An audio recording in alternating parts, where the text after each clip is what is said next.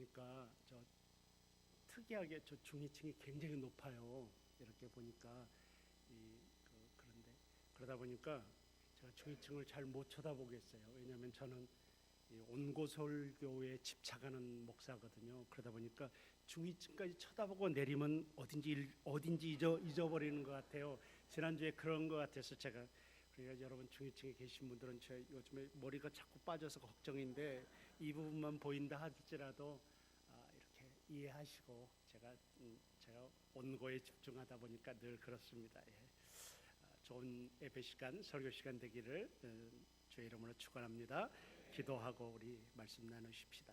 하나님, 이 부족하고 연약한 종을 세워주셨사오니 주님께서 오직 성령으로 함께하여 주셔서 인격을 지배하여 주시고 마음과 영까지 지배하시고 입술을 주관하여 주셔서 주님께서 허락하신 말씀만 전해질 수 있도록 하나님 역사하여 주시옵소서. 감사드리옵고 예수님의 이름으로 기도드립니다. 아멘. 오늘 우리가 읽은 하나님의 말씀을 한번 살펴보도록 하겠습니다. 우리는 오늘 본문을 가라지 비유라고 부릅니다. 24절 앞에 말씀을 보게 되면요, 예수께서 그들 앞에 또 비유를 들어 이르시되라고 했습니다. 여기에 이 비유를 말씀하시는 대상이 나오는데요, 그들이라고 되어 있습니다. 이 그들은 예수님께 모여든 큰 무리를 의미합니다.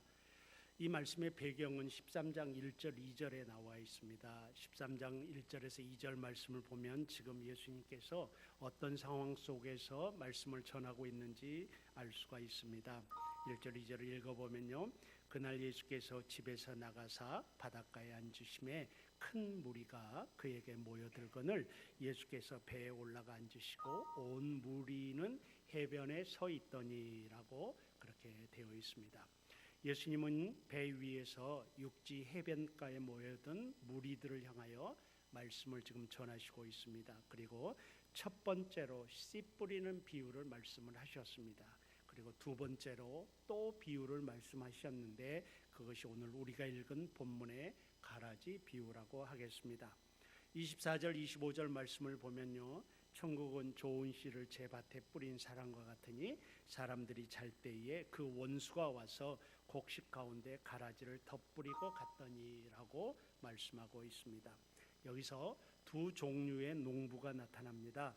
첫 번째 농부는 주인이라고 되어 있는데요, 자기 밭에 좋은 씨를 뿌렸습니다. 두 번째 농부가 나타나는데요, 성경은 원수라고 말하고 있습니다. 그 두 번째 농부인 원수는 모두가 잠든 틈에 좋은 씨를 뿌려놓은 바로 그 밭에 가라지를 뿌렸습니다. 원수는 주인에게 아주 못된 일을 한 것입니다. 농사꾼이면은 이 사실을 충분히 알 수 있을 것입니다. 좋은 씨를 뿌려놨는데 거기 와서 밤에 몰래 와서 가라지 씨를 같이 덧뿌리고 갔는데 이런 못된 일이 어디에 있겠습니까? 왜 원수는 이런 못된 일을 했을까요? 아마도 목적이 있었을 것입니다. 당연히 주인의 농사를 방해하려는 목적이었을 것이죠. 또한 주인이 게으른 농부라는 악평을 듣게 하기 위해서일 것입니다. 왜냐하면요, 같은 밭에 가라지가 자라고 있는데 주인이 그걸 뽑아내지도 아니하고 그럼 돌아다니는 사람이, 지나가는 사람들이 뭐라고 했겠습니까? 아유, 저 게으른 저 주인 하면서 명예를 훼손시키려는 그런 의도가 있었을 거라고 저는 생각합니다. 왜 원수가 이렇게 했을까요? 주인의 원수이니까 당연히 그렇게 하겠죠. 주인의 원수라고 기록되어 있으니까요. 여러분, 성경학자들은 이야기하는데요, 팔레스타인의 가라지는 알곡과 진짜 비슷하대요.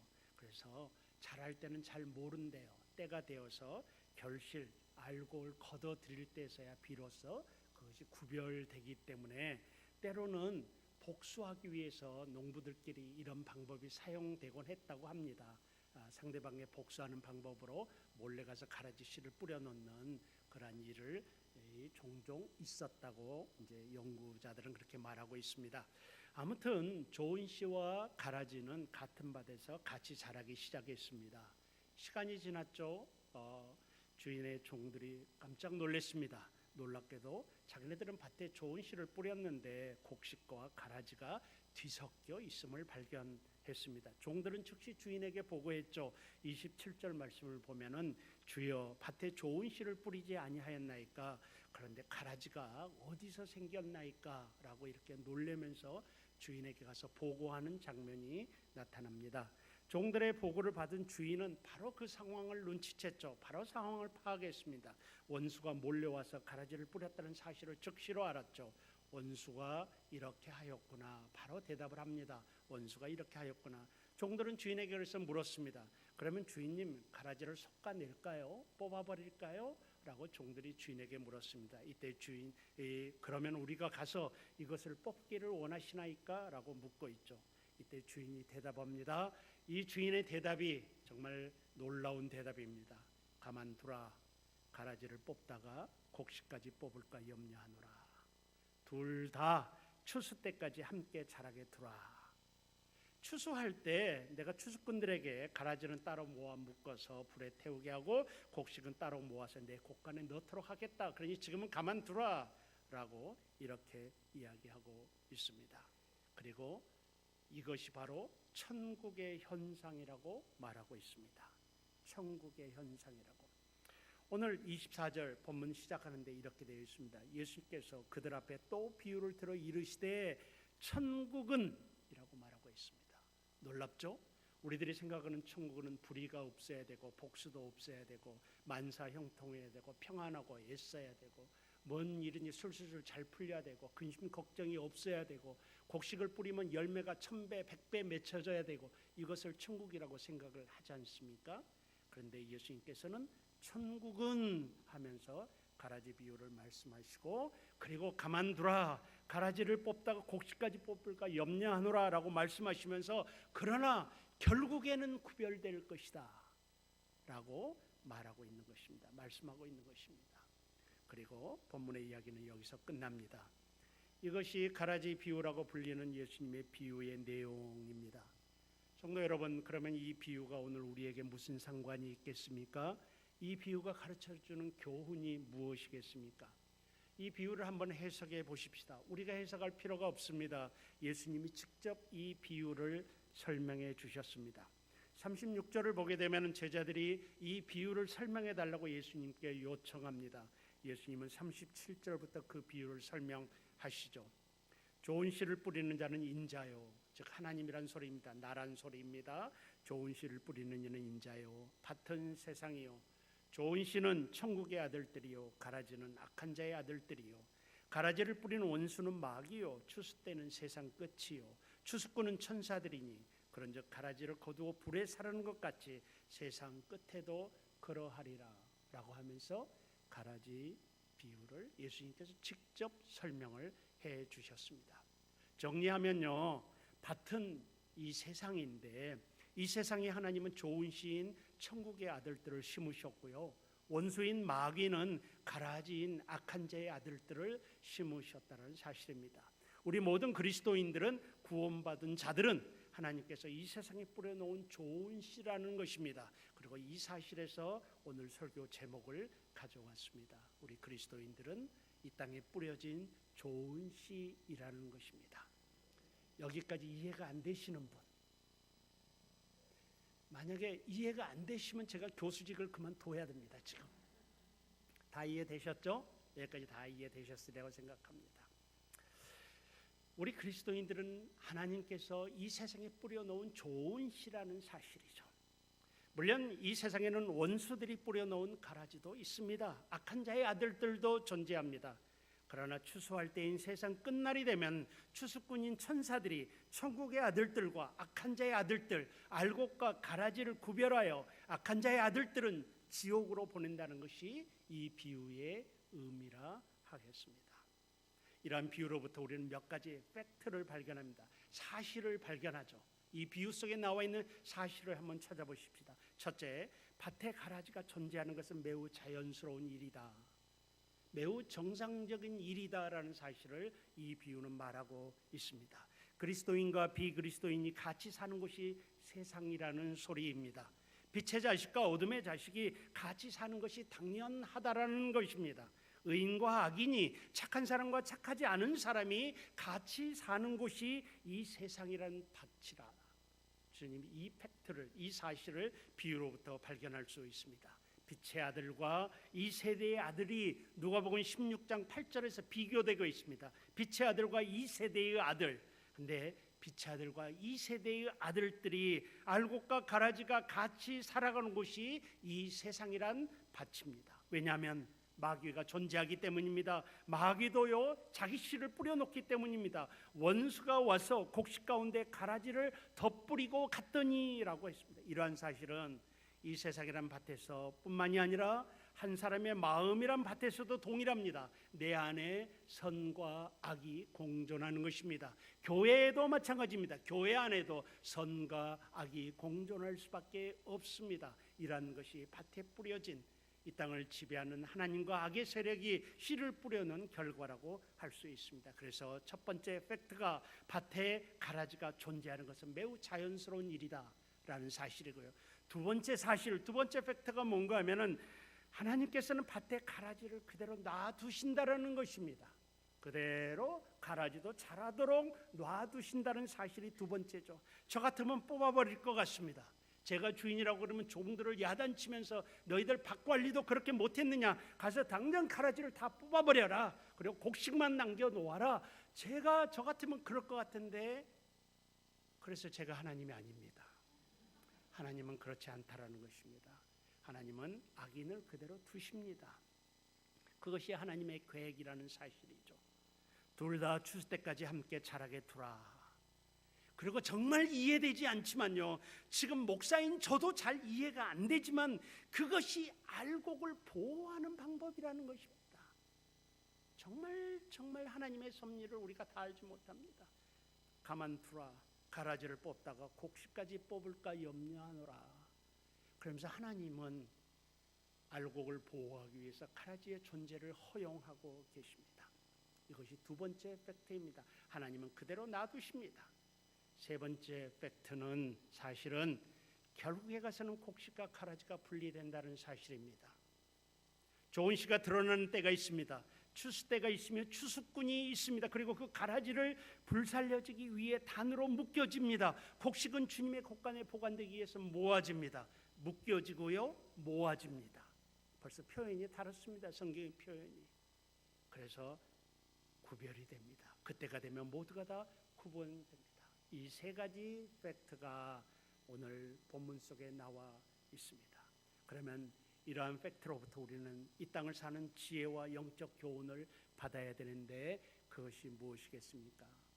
첫째로요, 그리스도인들은 세상 속에서 악한 자들과 같이 사는 방법을 배워야 한다는 것입니다.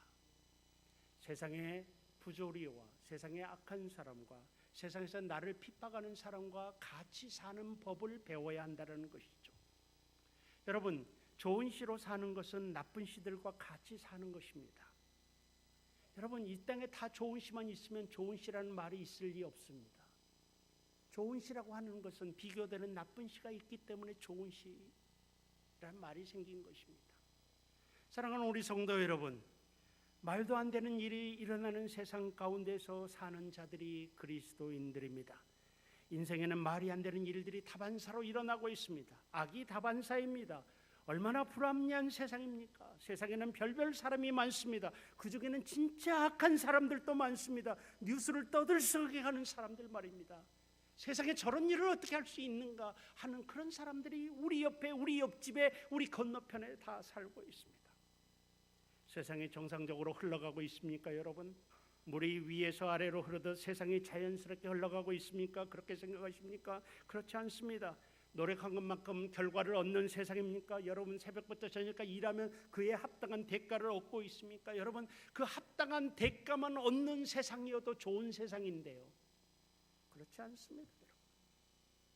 여러분, 열심히 노력하면 성공합니까? 그렇지 않은 경우가 더 많습니다. 여러분, 착하게 살면 인정받습니까?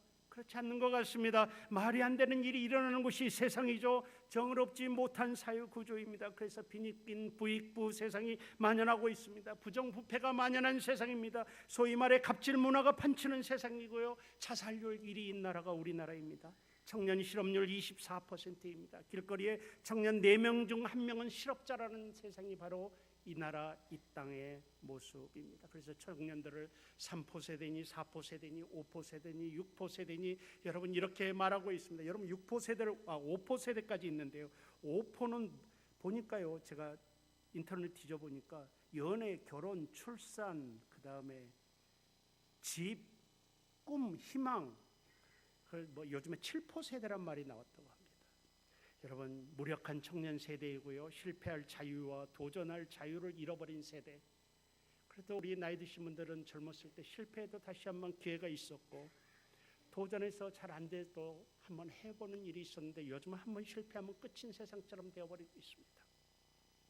그리스도인들의 사회생활이 쉽지 않습니다. 그리스도인들의 직장생활이 쉽지 않습니다. 동료들과의 관계가 결코 쉽지 않습니다. 여러분 별난 사람으로 정말 믿음 지키고 살면 사회 부적응자라는 평을 받게 되어 있습니다. 그래서 그리스도인들은 질문합니다. 말이 되냐? 과연 이 세상을 하나님이 다스리고 있음이 사실이냐? 믿음 지키고 정직하게 살 필요가 있느냐? 이렇게 질문합니다. 도대체 말이 안 되지 않느냐? 내가 믿음 지키고 살면 잘 돼야 될 텐데. 하지만 성도 여러분, 이 질문은 우리만 던지는 질문이 아닙니다. 역사 이래 신앙을 가지고 있었던 모든 사람들이 던졌던 질문입니다.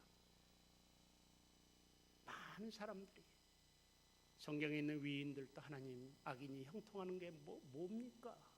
이렇게 질문하고 있습니다. 하박국 선지자는 놀랍게 질문하고 있습니다. 하나님께 불평을 다 하고 있습니다. 저도 그 중에 한 사람입니다. 그런데 오늘 예수님의 가르침을 보면은 그러한 세상에서 그렇게 사는 것이 그리스도인의 삶이라고 말하고 있다는 것입니다.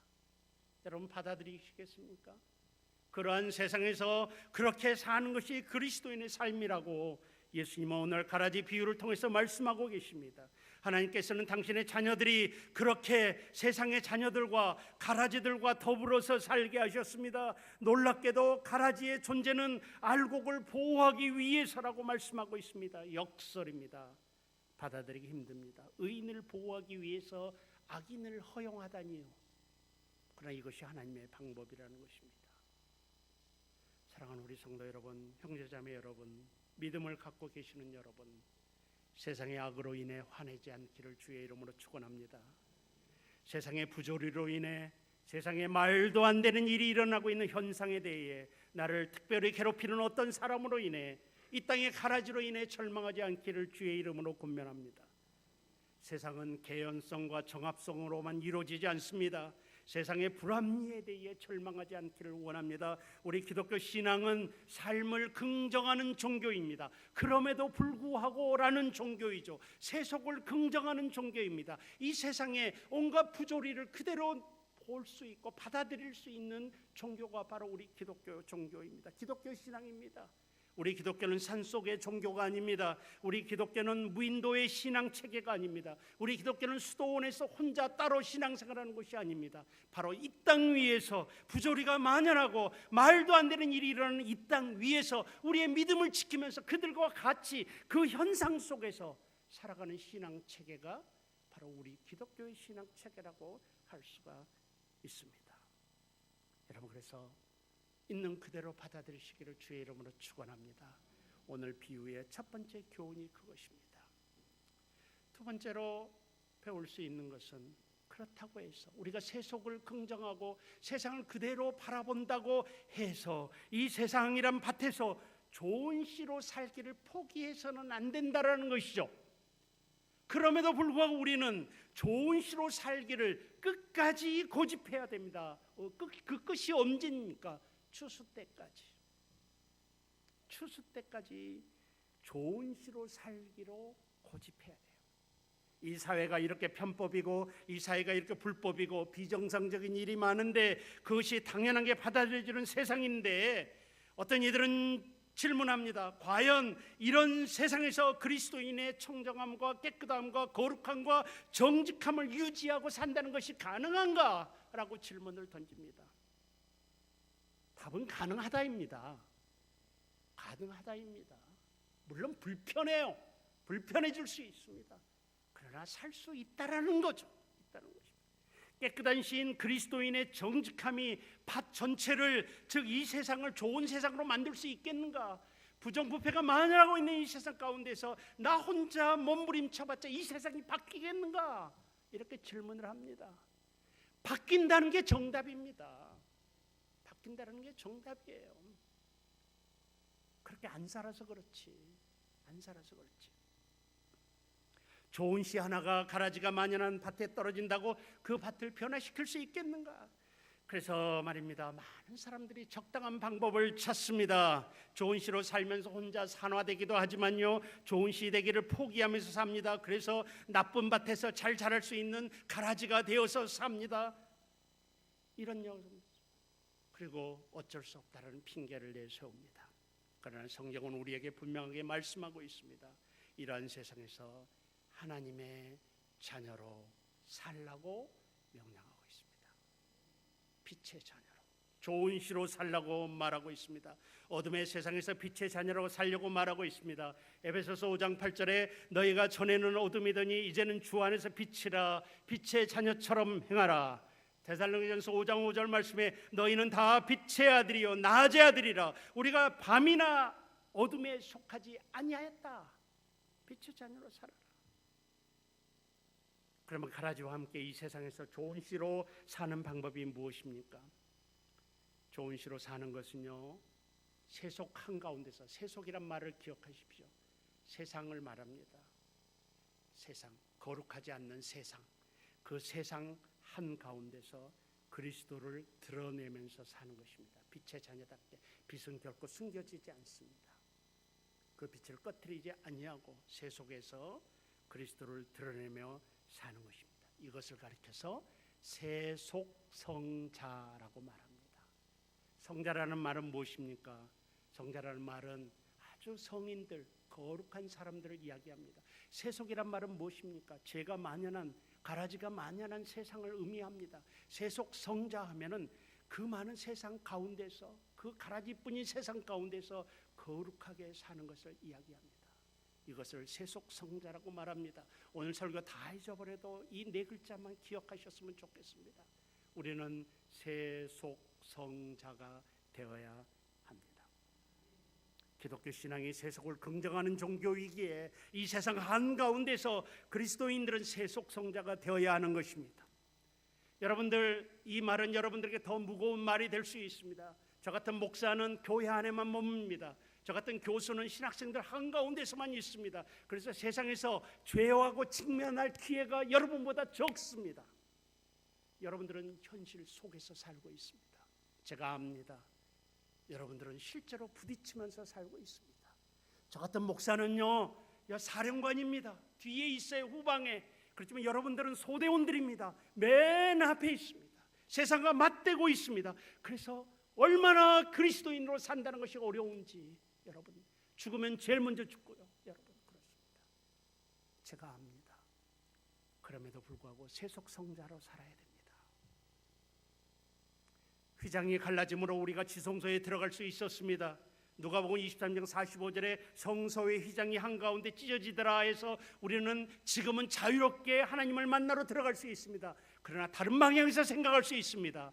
옛날에 지성소는 성전의 가장 어두운, 가장 깊은 곳에 숨어 있었는데요, 예수 그리스도에 의해서 그 지성소가 우리 삶 가운데로 나온 것입니다. 그게 성육신이라고 말할 수 있습니다. 지성소가 우리 삶 가운데 들어온 것입니다. 우리는 그 지성소를 만들면서 살아야 됩니다. 이것이 세속성자의 길입니다. 로마서 13장 2절에 너희는 이 세대를 본받지 말고 오직 마음을 새롭게 함으로 변화를 받아 하나님의 선하시고 기뻐하시고 온전하신 뜻이 무엇인지 분별하도록 하라. 이 말씀이 오늘 우리에게 빈말로 들리지 않아야 할 것입니다. 이렇게 좋은 시로 산 사람들이 많습니다.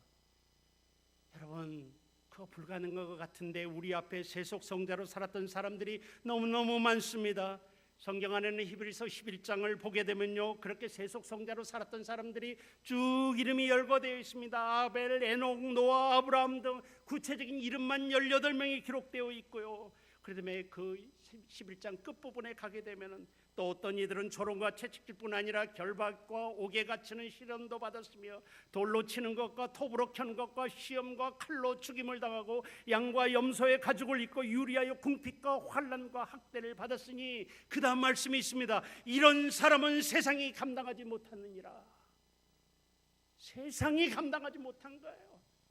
좋은 시로 살면은 불편하고 이런 어려움과 환난이 있을지 모르지만 결국은 세상이 감당하지 못한 사람이 된다는 것이죠. 바울은 디모데후서 4장 7절 말씀에 나는 선한 싸움을 싸우고 나의 달려갈 길을 마치고 믿음을 지켰으니 라고 말하고 있습니다. 놀라운 고백입니다. 죽음 앞에서 이런 고백을 할 수 있으면 좋겠습니다. 좋은 시로 살았다고 담대하게 고백할 수 있는. 여러분, 저는 미국 생활을 오래 했는데요.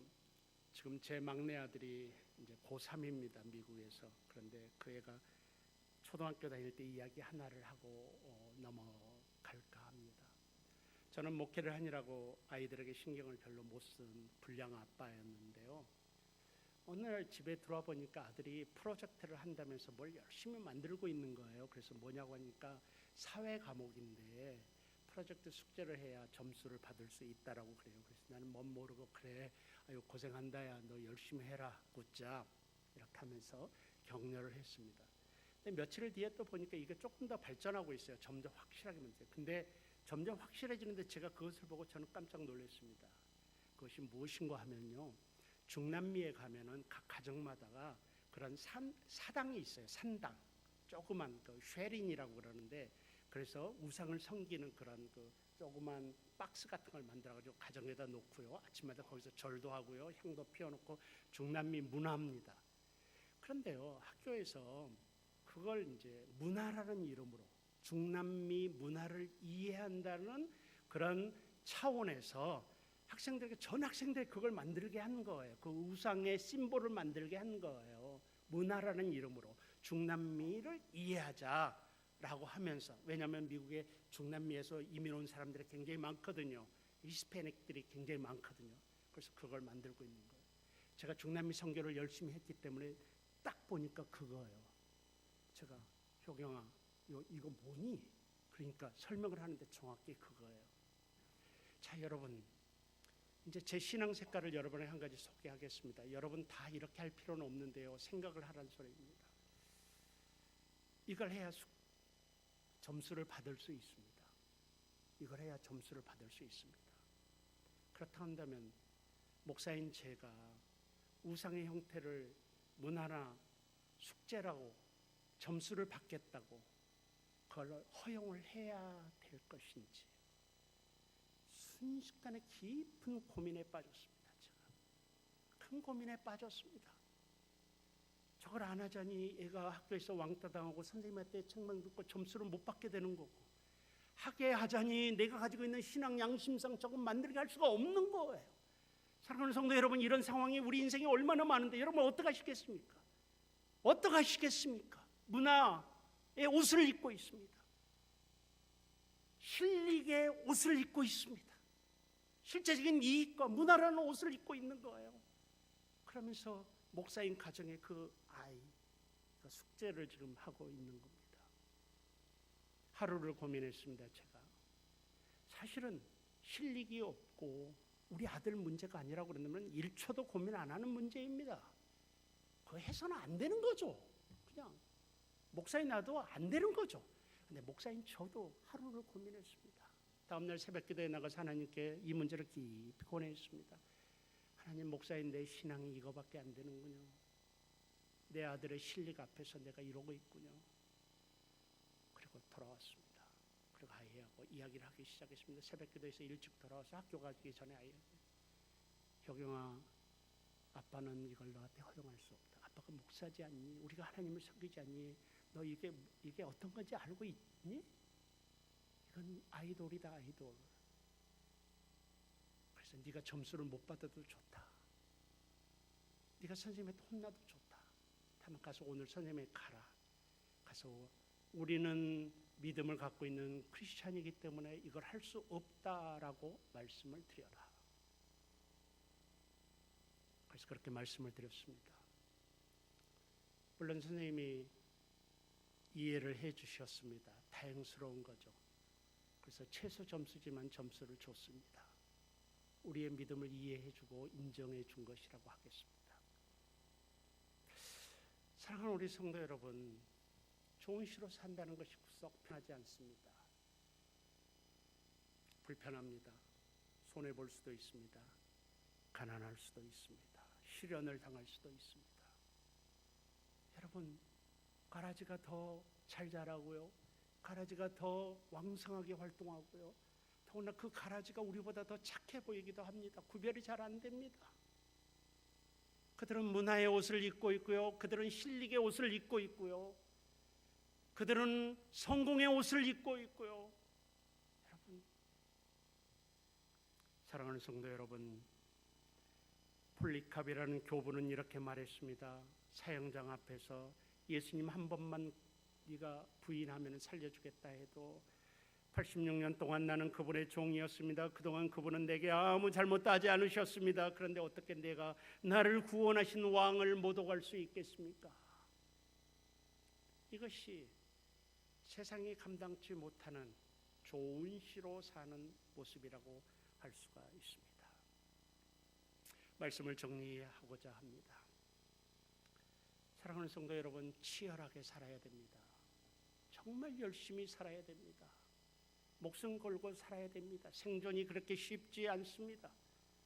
먹고 산다는 것이 그렇게 쉽지 않습니다. 돈 중요합니다. 비록 가난하게 살아도 돈 없이는 못 삽니다. 이렇게 중요합니다. 치열하게 살아야 됩니다. 열심히 살아야 됩니다. 열심히 하지 않으면 되는 것은 아무것도 없습니다. 사무엘상 21장 13절에 다윗의 모습이 나오는데요. 저는 그 다윗의 모습을 볼 때마다 깊은 묵상에 빠집니다. 그 장면이 무엇인지 아십니까? 살아남기 위해서 아기스 왕 앞에서 미친 사람 역할을 하는 것입니다. 침을 흘리면서 벽을 손톱으로 긁으면서요, 살아남으려고 애쓰는 모습을 보게 됩니다. 그것이 과연 약삭빠른 다윗의 행동이라고 여러분 평가하십니까? 저는 그렇지 않다고 봅니다. 그의 치열함, 살아남기 위해서 치열한 그 모습, 그의 몸부림을 볼 수 있습니다. 우리 그렇게 살아야 됩니다. 이 세상을 살기 위해서 노력해야 됩니다. 그러나 더 중요한 것이 있습니다. 그렇다고 해서 좋은 시로 사는 것을 포기해서는 안 된다는 것이죠. 억울함을 받아들이는 것도 그리스도인의 길입니다. 많은 우리의 선배들이 억울함을 호소했습니다. 하나님께. 여러분, 그래도 그것도 우리의 길입니다. 돈을 못 버는 것도 우리가 받아들일 수 있어야 돼요. 가난하게 사는 것도 믿음을 지키기 위하고 좋은 시로 살기 위해서 불이익을 당하는 것을, 그걸 받아들일 수 있어야 할 것입니다. 시대에 휩쓸려 살면 안 될 것입니다.